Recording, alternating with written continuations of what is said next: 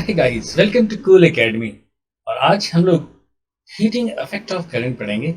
वैसे जो करंट हम लोग पढ़ने वाले हैं वो डायरेक्ट करंट है, और डायरेक्ट करंट का इफेक्ट आपका केमिकल इफेक्ट भी होता है और मैग्नेटिक इफेक्ट भी होता है। मैग्नेटिक इफेक्ट को हम लोग डिटेल में आने वाले चैप्टर्स में पढ़ेंगे, और आज जो हम लोग पढ़ने वाले हैं वो है heating effect of current. Right guys, तो जो हीटिंग इफेक्ट में जो इस पूरे टॉपिक में हम लोग पढ़ने वाले हैं वो कुछ इस तरह है।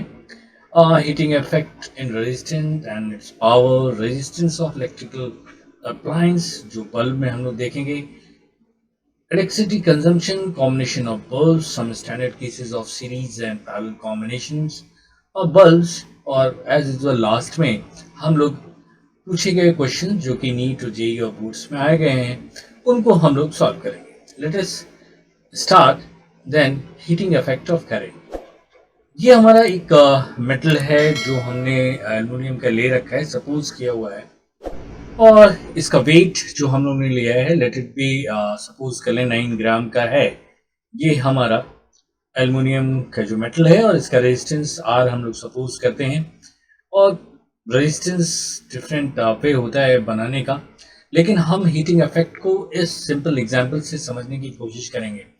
राइट, तो ये हमारा एल्युमिनियम का एक मेटल रॉड है जिसका वेट 9 ग्राम है। तो इसके अंदर कितने हमारे एटम्स हैं एल्युमिनियम के? एल्युमिनियम का रूम टेम्परेचर पे जो स्ट्रक्चर होता है एफसीसी होता है, फेस सेंटर्ड रहता है। तो हम इसे किस तरह देखेंगे कि ये एल्युमिनियम का जो ये रॉड है किस तरह गर्म होगा, हीट होगा, जब हम इसके एंड के क्रॉस हम एक वोल्टेज सोर्स लगाएंगे। राइट, तो सबसे पहले हम ये देखते हैं कि इसके अंदर कितने एटम्स हैं, और सिंपल है इसका, अगर इसका वेट हम लोग ने 9 ग्राम लिया है तो नंबर ऑफ एटम्स इसके अंदर जो होंगे वो हम लोग निकाल सकते हैं। सबसे पहले हम लोग मोल निकालेंगे। मोल निकालने के लिए मोल्स हमारे कितने हो जाएंगे, ये हमारे मोल्स हो जाएंगे, ये हो जाएगा 9 बाई इसका मॉलिक्यूलर वेट जो है लगभग 27 होता है, तो ये हो जाएगा हमारा दैट इज 1/3 मोल। और एक मोल में टोटल नंबर ऑफ एटम्स होते हैं, तो टोटल नंबर ऑफ एटम्स हम लोग निकाल सकते हैं। टोटल नंबर ऑफ एटम्स ये हमारा एवोगाड्रो नंबर होता है। एक मोल में हमारा 6.022 इंटू 10⁻23, तो 1/3 मोल में हमारा हो जाएगा 1/3 इंटू 6.022 इंटू 10⁻23, और ये अप्रॉक्सीमेटली आ जाएगा हमारा 2 इंटू 10⁻23 एटम्स। राइट गाइज, तो इस एल्युमिनियम के अंदर हमारे जो टोटल नंबर ऑफ एटम्स हैं वो हैं 2 इंटू 10⁻23, और एक एटम में हमारे फ्री इलेक्ट्रॉन्स पे हम कंसंट्रेट करेंगे, क्योंकि फ्री इलेक्ट्रॉन्स ही हमारा मोशन करेगा जब हम इसे वोल्टेज अप्लाई करेंगे, वोल्टेज सप्लाई को उसके एंड के क्रॉस। तो फ्री इलेक्ट्रॉन्स एल्युमिनियम का हमारा जो होता है एटॉमिक नंबर 13 होता है, और लास्ट ऑर्बिट में हमारे जो होते हैं इलेक्ट्रॉन्स 3 होते हैं। तो total number of atoms 2 into 10⁻3 है। तो फ्री इलेक्ट्रॉन्स इसके अंदर जो होंगे वो होंगे हमारे कितने? फ्री इलेक्ट्रॉन्स सब हम लोग निकाल सकते हैं, दैट इज एक एटम में हमारा नंबर ऑफ 3 हो जाएंगे, तो इतने एटम्स में हम निकालेंगे, तो 6 इंटू यानी 2 इंटू 3 2 इंटू 3 6 इंटू 10⁻23 इलेक्ट्रॉन्स जो कि फ्रीली इस पूरे इसके अंदर ये मूव करेंगे। हमारा इस पूरे एल्युमिनियम के रॉड के अंदर इतने फ्री इलेक्ट्रॉन्स जो मोशन कर रहे होंगे, और एट रैंडम मोशन कर रहे होंगे। वो किस तरह कर रहे होंगे अब हम देखते हैं। ये हमारे इलेक्ट्रॉन्स हैं, और ये इस तरह मोशन कर रहे होंगे। राइट, और क्योंकि इलेक्ट्रॉन्स एक चार्ज है और वो मोशन करेंगे तो करंट फ्लो कर सकती है। लेकिन यहाँ पे ये जब नेचुरल वे में कोई भी मेटल पड़ा होता है, तो जो इनके चार्ज फ्री इलेक्ट्रॉन्स मूव करते हैं एट पर्टिकुलर टाइम पे किसी भी क्रॉस सेक्शन के थ्रू, ये नंबर ऑफ इलेक्ट्रॉन्स जो हैं लेफ्ट से राइट जा रहे होंगे, वही राइट टू लेफ्ट जा रहे होंगे। तो नेट हमारा charge flow through any cross section 0 होता है, इसीलिए हमारा जो भी मेटल पड़ा होता है उसमें से कोई करंट फ्लो नहीं करती। सिंपल सी थॉट है, राइट। जैसा कि आप देख रहे हो यहाँ पे ये इलेक्ट्रॉन्स इस तरह मूव कर रहे हैं और जितने लेफ्ट से राइट जा रहे हैं उतने राइट से लेफ्ट जा रहे हैं। तो नेट फ्लो ऑफ चार्ज हमारा यहाँ पे 0 है, राइट। अब इस मेटल को हम इसके अक्रॉस लगाते हैं, दैट इज एक वोल्टेज सोर्स के क्रॉस लगाते हैं। ये हमारा वोल्टेज सोर्स हो गया और जैसे ही हम यहाँ पे लगाएंगे तो ये हमारा वोल्टेज सोर्स, ये लेट इट बी वी ले लेते हैं, ये हमारा वी हो गया। ये वी वोल्टेज हमने इसके क्रॉस लगाया मेटल सोर्स पे और जैसे ही हम इसको ऑन करेंगे ये हमारा मोशन स्टार्ट हो जाएगा, राइट गाइस। तो पहले हम ये समझते हैं कि ये जब हम इसको ऑन करते हैं और इसके अंदर से इलेक्ट्रॉन हमारा जाएगा तो जो इसका नेचुरल मोशन है वो डिस्टर्ब होगा और ये फोर्सफुली ये जो हमारे एटम्स पड़े हुए हैं इनसे ये टकराएगा। टकराने के कारण इसके अंदर एक हीट पैदा होने लगेगी, राइट। जैसे एक एग्जांपल हमने लिया है, एक एटम ये लिया है और ये इलेक्ट्रॉन इससे टकरा रहा है। ये आप देखो ये टकराया तो ये हीट अप हुआ और इसका जो ये वाइब्रेशन भी करेगा हमारा एटम और दोबारा टकराएगा तो और हीट अप पैदा होगा। इसी तरह डिफरेंट टाइम पे जब किसी भी एटम से टकराएगा तो ये हीट होने लगेगा और ये हीट, इसमें हमारे एटम्स कितने हैं, 6 × 10⁻23 एटम्स हैं और ये इलेक्ट्रॉन्स हैं और एटम्स हमारे कितने हो गए, 2 × 10⁻23। तो ये जो 6 × 10⁻23 इलेक्ट्रॉन्स है ये जब टकराएगा इस होल मेटल में तो ये पूरा मेटल हमारा हीट अप होने लगेगा, राइट। तो चलो पहले हम लोग देखते हैं ये किस तरह हीट अप हो रहा है। ये देखो आप, ये स्टार्ट हुआ, धीरे धीरे ये टाइम जैसे जैसे जाएगा वैसे वैसे ये मेटल हमारा देखो हीट अप हो रहा है। देखो आप, ये आप देखो इसको, ये पूरा हीट अप हो रहा है। ये देखो पूरा हीट अप हो रहा है ये, राइट। अब ये हीट अप हो रहा है, ये किस तरह हो रहा है ये हम लोग देखेंगे। हीट एक एनर्जी है और ये एनर्जी कहीं ना कहीं से तो आ ही रही होगी, तभी ये हीट हो रहा होगा। और ये एनर्जी कौन दे रहा होगा, ये हमारा ये जो वोल्टेज सोर्स यानी बैटरी है या सेल है जो है, इस केमिकल एनर्जी ही हमारी यहाँ पे कन्वर्ट हो रही होगी, तभी ये हमारा मेटल हीट अप हो रहा है, राइट। तो हम बेसिक डेफिनेशन में जाते हैं और सबसे पहले हम देखते हैं इसके क्रॉस अगर वोल्टेज हमारा V लगा हुआ है इसके क्रॉस और ये जो बड़ा सा जो चार्ज मूव कर रहा है ये इसका टोटल चार्ज हम लोग सपोज कर लेते हैं, यानी आपका टोटल नंबर ऑफ इलेक्ट्रॉन्स पता है, फ्री इलेक्ट्रॉन्स की बात करें तो 6 × 10⁻23 और जिसके इलेक्ट्रॉन के चार्ज से हम मल्टीप्लाई कर देंगे तो ये टोटल चार्ज हो जाएगा। ये टोटल चार्ज यहाँ से यहाँ मूव करेगा तो इसको मूव करने के लिए एक्चुअली ये वोल्टेज सोर्स सप्लाई देगा, क्योंकि ये वोल्टेज सोर्स एक तरीके से इसके अंदर इलेक्ट्रिक फील्ड प्रोड्यूस करेगा जिसके कारण ये इलेक्ट्रॉन्स मोशन में आएंगे और इस मोशन जो कि इसके नेचुरल मोशन नहीं होंगे, नेचुरल मोशन में ये एटम से नहीं टकराता इसलिए ये हीट अप नहीं होता, राइट। जैसे ही हम वोल्टेज सोर्स इसके क्रॉस अप्लाई करते हैं ये अपने नेचुरल मोशन को डिस्टर्ब हो जाता है और ये एटम से टकरा के इस तरह यहाँ पे जैसे हमने एक सिंगल एटम में देखा था टोटल जितने एटम है वो हीट अप हो जाते हैं और पूरा मेटल हमारा हीट अप हो जाता है, राइट। तो चलो हम लोग ये देखते हैं कि ये इसकी हीट कितना होता है, इसको हम लोग कैलकुलेट करते हैं और बहुत ही बेसिक डेफिनेशन से हम लोग आगे बढ़ते हैं।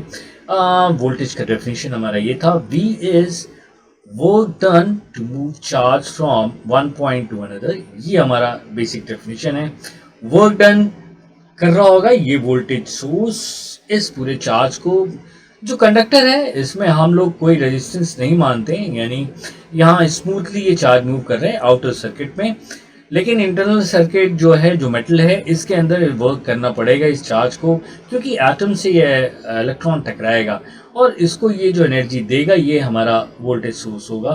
तो ये जो वोल्टेज सोर्स, जो वोल्टेज V है, इसको वर्क करना पड़ेगा टोटल चार्ज Q को इस एंड से इस एंड में मूव करने के लिए, राइट। तो हम यहाँ लिख सकते हैं W is equal to V into Q, और हम Q को देखें, अगर इसमें अंदर करंट I जा रही है तो हम लिख सकते हैं Q is equal to I T.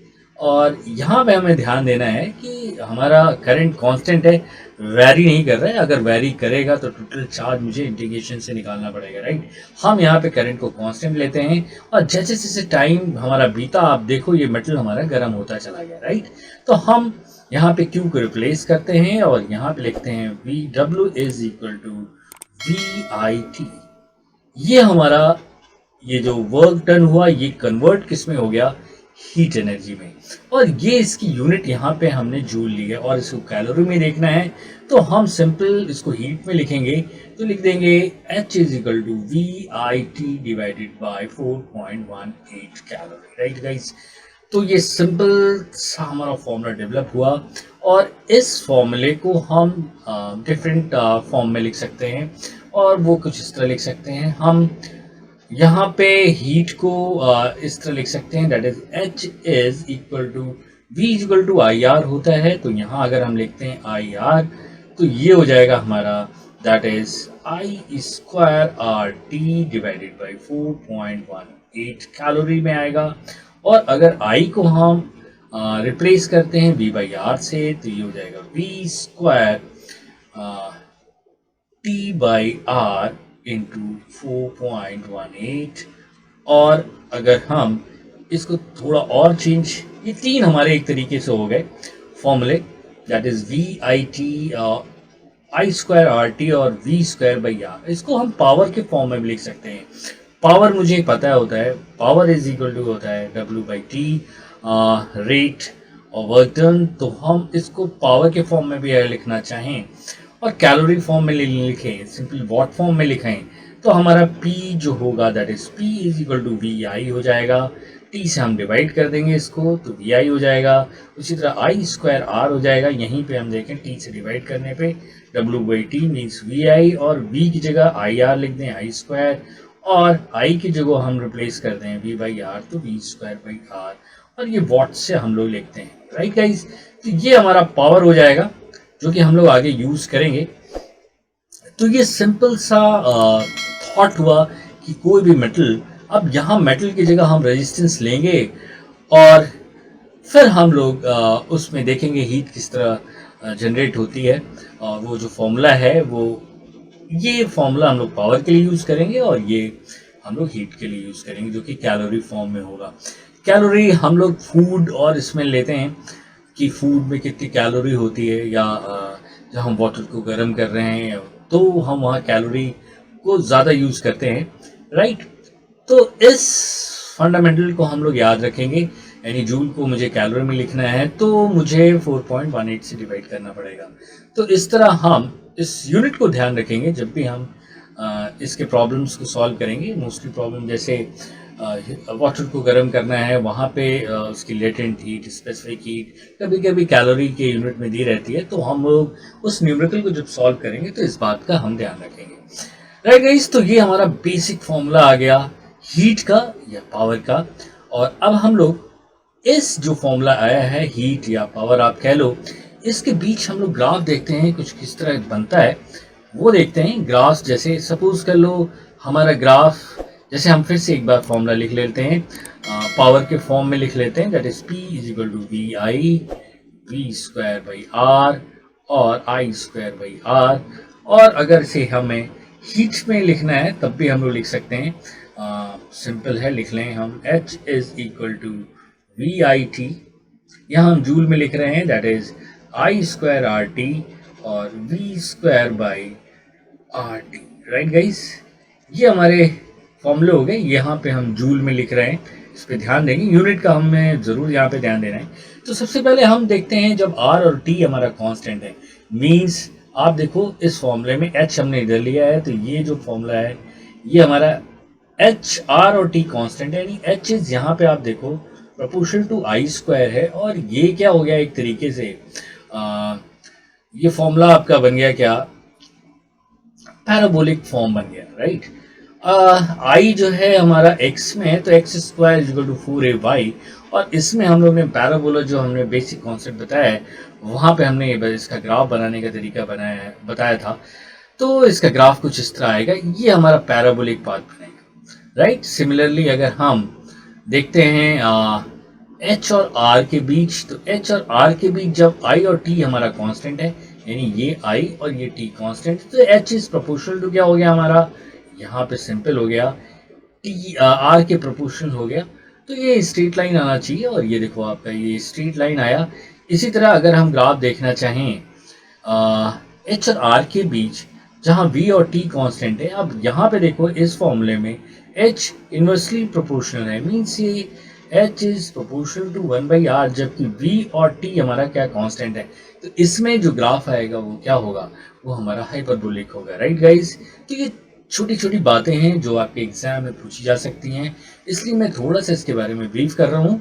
और अगर हम ग्राफ प्लॉट करना चाहें, वी आई आर अगर कांस्टेंट है, यानी वी भी कांस्टेंट, आई भी और आर भी कांस्टेंट, और जैसे जैसे टाइम जाए तो उसकी हीट, आप जैसे मेटल में देखा धीरे धीरे वो गर्म हो गई, तो वो लीनियरली होगा, लेकिन ये एक सर्टेन लिमिट तक ही होगा हीट अप, क्योंकि सराउंडिंग एनवायरनमेंट का भी कुछ टेम्परेचर, वो हम लोग जब पढ़ेंगे तो वहाँ पे इसको डिटेल में डिस्कस करेंगे किस तरह वो हीट एक कांस्टेंट फॉर्म में आ जाता है, राइट गाइस। तो ये कुछ ग्राफ्स हैं जो हम लोगों ने देखा, और अब तक जो हम लोग ने ये फॉर्मूला डेवलप किया, V I T, V I square R T और V square by R T, ये सिंपल फॉर्मूला हम लोग ने डेवलप किया। और यहाँ पे एक इम्पॉर्टेंट चीज़ हम लोग ने ध्यान में रखी, वो कैलोरी और जूल का, जब भी हमारे क्वेश्चंस आएंगे तो इन दो बातों पे हम लोग यूनिट को जरूर हम लोग ध्यान में रखेंगे, राइट गाइज। तो आज हम यहाँ पे इस लेक्चर को फिनिश करते हैं। नेक्स्ट लेक्चर में हम लोग ये देखेंगे, बल्ब में जब ये हीट होता है, बल्ब का अलग स्ट्रक्चर होता है, जैसे ही उसके फिलामेंट हमारे जब गर्म होता है तो एक ग्लो देता है, वो वहाँ पे उसके अंदर इनर्ट गैसेस रहती हैं, और उसकी अलग एक प्रॉपर्टी होती है मटेरियल से, जिससे वो गर्म होने के बाद फिलामेंट ग्लो करता है, राइट गाइस। तो वो चीज़ डिफरेंट है, लेकिन हम यहाँ हीटिंग इफेक्ट ऑफ करंट पढ़ रहे हैं। तो हम नेक्स्ट लेक्चर पे हम लोग ये देखेंगे कि हम ये जो हीट डेवलप हो रहा है, इसको हम लोग किस तरह मेज़र करते हैं, और अपने घर में जो मेज़र करते हैं वो कौन सी यूनिट होती है, और बल्ब के डिफरेंट कॉम्बिनेशंस पढ़ेंगे। और जब डिफरेंट ये बल्ब हमारे होंगे, कुछ इस तरह होंगे बल्ब, आपको दिखाएं, और इसकी रेटिंग इस तरह होगी 100 वॉट 200 वोल्ट, और ये बल्ब जो आपके सीरीज और पैरेलल कॉम्बिनेशन में होंगे, तो टोटल कंजम्पशन कितना होगा हमारे इस हीट को हम लोग जो मेजर करेंगे। तो डिफरेंट परमुटेशन कॉम्बिनेशन लेके हम लोग इस चीज को डिस्कस करेंगे, राइट गाइस। तो मिलते हैं हम लोग नेक्स्ट लेक्चर पे। Take care of yourself, bye bye, see you in the next lecture.